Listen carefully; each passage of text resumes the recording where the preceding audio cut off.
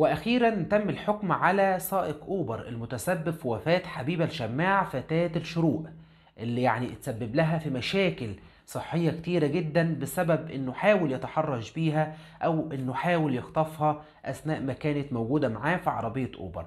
طبعا كل التفاصيل والحكم اللي اخده وايه علاقة التهمة اللي كانت متوجهة ليه، تهمة التزوير، بالقضية كلها او بالموضوع ده اللي احنا هنحاول نكشفه لحضراتكم النهاردة. وكمان هنوضح لحضراتكم ايه اللي حصل اثناء محاكمة او الحكم على سائق اوبر محمود المتسبب في وفاة فتاة الشروق.